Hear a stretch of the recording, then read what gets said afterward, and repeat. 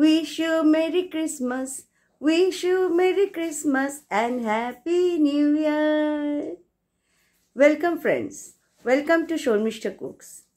আজকে ক্রিসমাস উপলক্ষে বানিয়ে ফেলবো চিকেন কাটলেট। আমি কি করে চিকেন কাটলেট বানাই সেটাই আজকে আপনার সাথে শেয়ার করব। আর ক্রিসমাস উপলক্ষে এরকম শীতকালে মুচমুচে চিকেন কাটলেট খেতে কার না ভালো লাগে।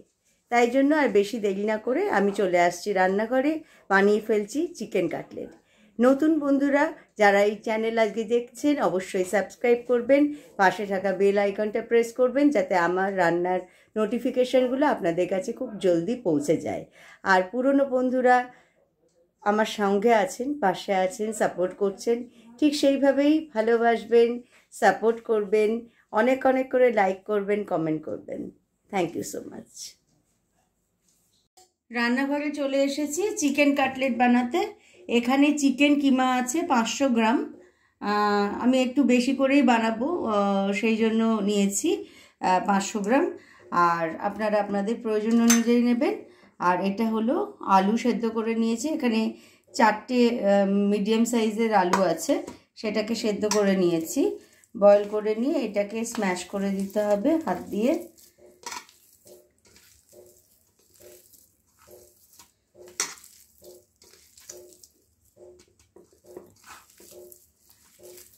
ভালো করে স্ম্যাশ করে দিতে হবে যাতে কোনো ক্রাম্ব না থেকে যায়।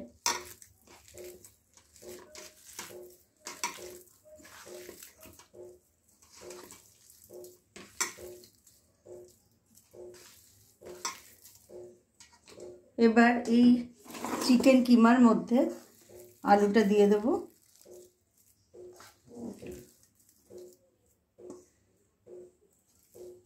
আগে সবটা দিচ্ছি না, আগে এইটুকু দিয়ে দেখি। এখানে আছে জিঞ্জার গার্লিক পেস্ট 1.5 টিস্পুন আছে, সেটা দিয়ে দিলাম। এখানে আছে green chilli, chopped green chilli আমি 4টে গ্রিন চিলি নিয়েছিলাম, সেটা দিয়ে দিলাম। এখানে সল্ট দিয়ে দিচ্ছি, পরিমাণ মতো সল্টটা দিতে হবে।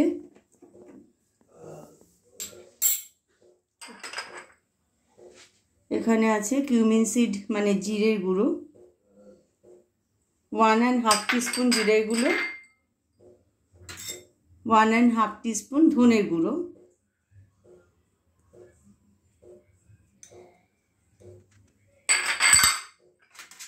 এখানে গোলমরিচ 1/2 টিস্পুন, অনলি 1/2 টিস্পুন। এটা হলো রেড চিলি পাউডার 1 টিস্পুন। আপনারা যদি ঝাল কম খেতে চান তাহলে গ্রিন চিলিটা বাদ দিয়ে দেবেন বা রেড চিলিটা অল্প দেবেন। আর এখানে আছে 1 টিস্পুন গরম মশলা।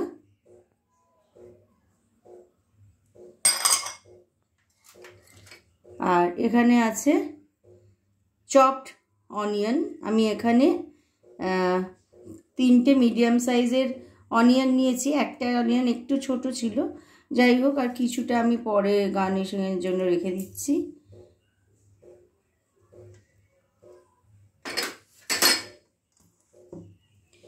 আর এখানে আছে করিয়েন্ডার লিভস, চপ করে নিয়েছি। একসাথে সবটা দিচ্ছি না, রিকোয়ারমেন্ট ওয়াইজ নেব। আগে এটা ভালো করে মেখে নিচ্ছি, তারপরে এর সাথে একটু বেসনও দিতে হবে। আগে এইটুকু মিশিয়ে নিয়ে পরে বেসনটা দেব।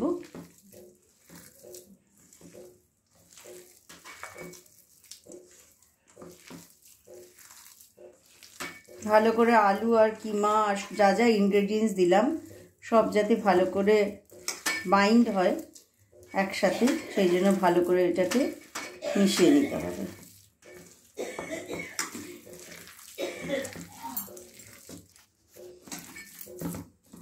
আমি এটা মাখতে গিয়ে বুঝতে পারছি যে আলুটা দিয়ে দিতে হবে।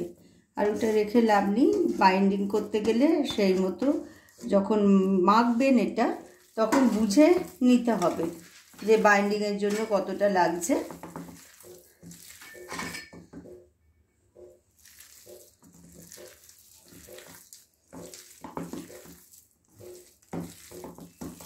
আর এটা দেখতেই পাচ্ছেন যে অনেকটা হবে, তো আমি আমার বাড়িতে গেস্ট আসবে বলে আমি একটু বেশি করে নিয়েছি। আপনারা কিন্তু আপনাদের পরিমাণ মতো নেবেন। 250 গ্রাম চিকেন মিন্স মানে হলো কিমা নিলেও কিন্তু বেশ ভালোই, অন্তত 10টা মতো চিকেন কাটলেট হয়ে যাবে।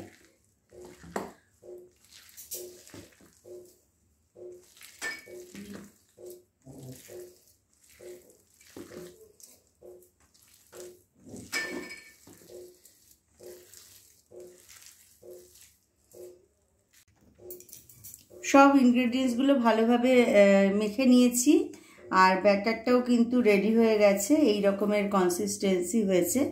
এবার আমি হাতটা পরিষ্কার করে নেব, হাতে একটু তেল মাখিয়ে নেব, নিয়ে তারপর আমি এটাকে চিকেন কাটলেটগুলো তৈরি করব।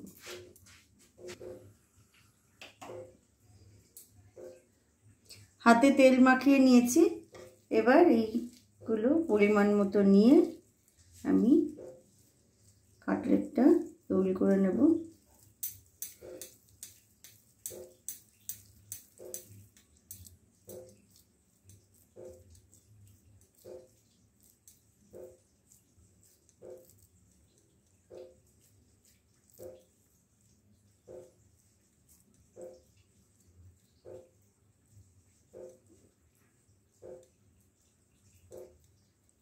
আমি একটু ডিম্বাকৃতি করে তৈরি করলাম, একটু ওভাল শেপের করে এইরকমভাবে আগে প্লেটে একটার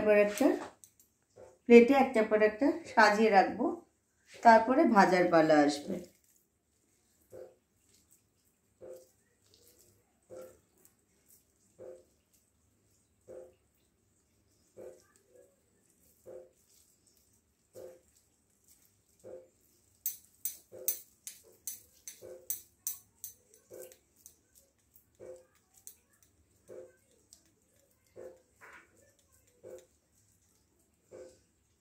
এরকম করে পরপর সাজিয়ে আমি আগে একটা পুরোটা রেডি করে নেব।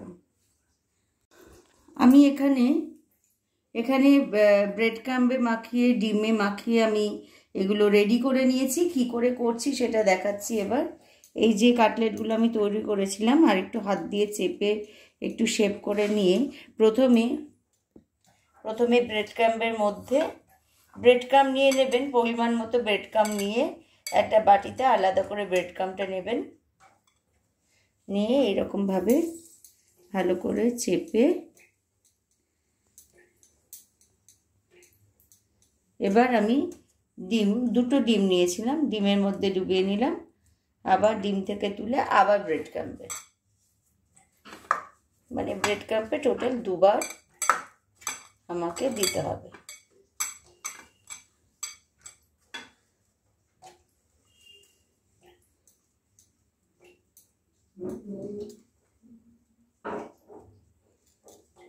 এইভাবে রেডি করে তারপরে আমি ভাজবো, সাজিয়ে রাখলাম। আমি আমার এই ননস্টিক প্যানে এখানে সানফ্লাওয়ার অয়েল দিয়ে রেখেছিলাম, হ্যাঁ, তো গরম হয়ে গেছে। আমি একটু প্রিহিট করে নিয়েছিলাম আগের থেকেই, তারপর আমি তেলটা ভালো করে গরম করে নিয়েছি। তেল যেন ভালো গরম হয়, না হলে ভালো করে ভাজাটা হবে না, এবং এটা ডিপ ফ্রাই করতে হবে।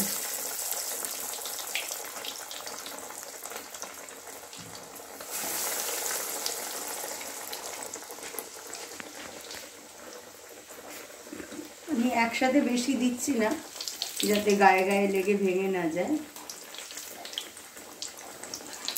ভালো করে ভাজা হবে। ফ্লেমটা যদি খুব হাই থাকে তাহলে ওপর থেকে পুড়ে যাবে, ভেতরে কিন্তু ভাজাটা কম থেকে যাবে। ঠিক এইভাবে খুব তাড়াতাড়ি বানিয়ে ফেলা যায় চিকেন কাটলেট, আর বাড়িতে গেস্ট এলে বাইরে থেকে কিনতে যাওয়ার হয়ে যায়।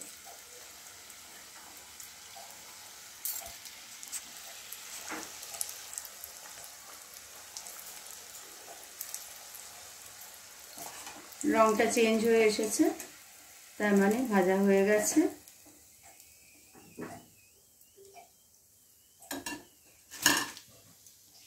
এবার বাকিগুলো দেব।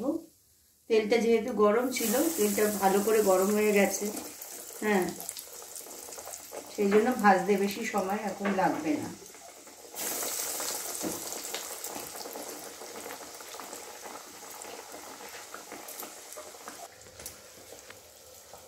আমি আরও 3টে দিয়ে দিয়েছি, আগে 2টো বানিয়েছিলাম, এগুলো হয়ে এসেছে।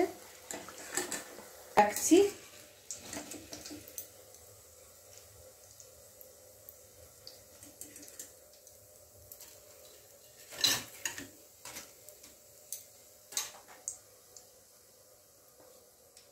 আমার গরম গরম চিকেন কাটলেট রেডি। আমি টমেটো সস আর পেঁয়াজ আর লঙ্কা অল্প ধনেপাতা দিয়ে সার্ভ করেছি। তো এটা একদম ক্রিস্পি। আমি একটু শব্দটা শুনিয়ে দিচ্ছি, একদম ক্রিস্পি। আর ঘরে বানানো চিকেন কাটলেট যত খুশি খান, যটা খুশি খাওয়া যায়, তাই না? তো অতি সহজেই বানিয়ে ফেলা গেল চিকেন কাটলেট। হোপফুলি আপনাদের ভালো লাগলো। আপনারাও বাড়িতে এরম করে চিকেন কাটলেট বানিয়ে আমাকে জানাবেন। খুব ভালো থাকবেন, এনজয় করুন ক্রিসমাস, আর নিউ ইয়ারেরও শুভেচ্ছা আগের থেকেই জানিয়ে রাখলাম। Thank you so much for watching.